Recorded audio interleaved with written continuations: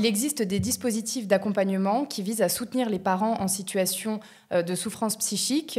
Pour autant, est-ce qu'on fait assez et surtout, qu'est-ce qu'on peut faire de mieux? Alors, on ne fait jamais assez, j'ai l'impression. Malheureusement, je crois que c'est un peu français.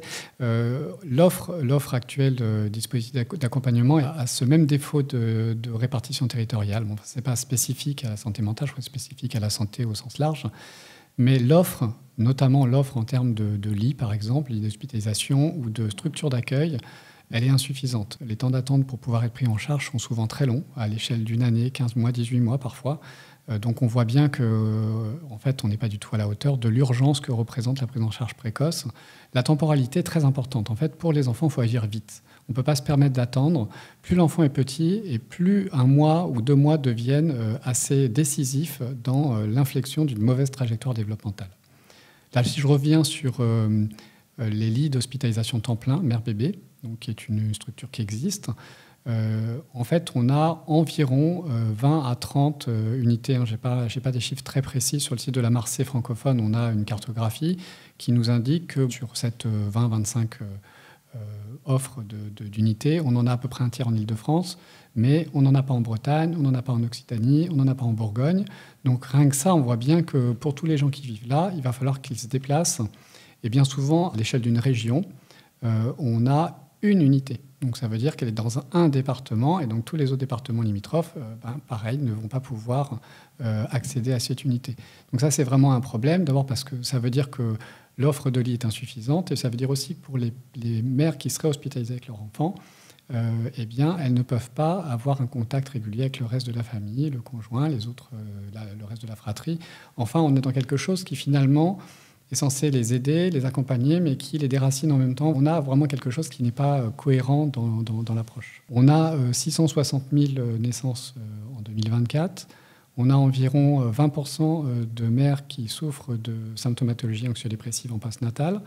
Donc toutes ces mères ont besoin d'être accompagnées. Toutes n'ont pas besoin d'être hospitalisées. Mais si elles devaient être même un certain nombre à être hospitalisées, l'offre, c'est 0,5 lits pour 1000 accouchements. Donc on voit bien que ça va être compliqué d'offrir à toutes les mères qui en ont vraiment besoin cet accompagnement.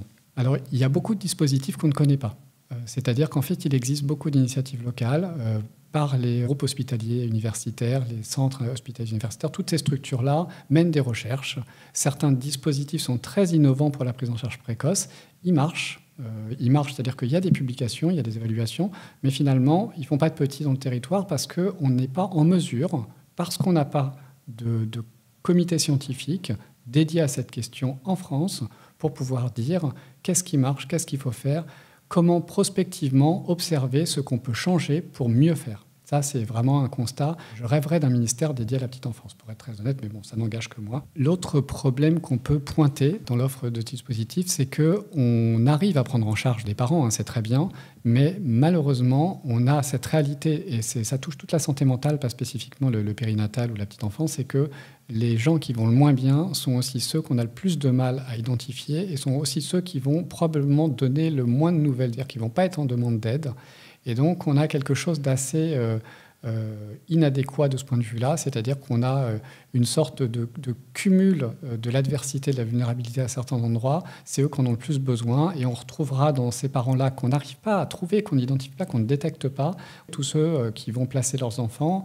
Et on va vers la protection de l'enfance avec tout ce qu'on connaît actuellement, puisqu'elle est au cœur de l'actualité. Donc voilà, on a une offre, on peut mieux faire, mais ce qu'il faut garder à l'esprit, c'est qu'à partir du moment où on est défaillant, la première victime, c'est le bébé. C'est invariablement le bébé qui est le plus touché plus long terme et c'est lui qui représentera le fardeau le plus important pour la société dans les décennies qui vont suivre.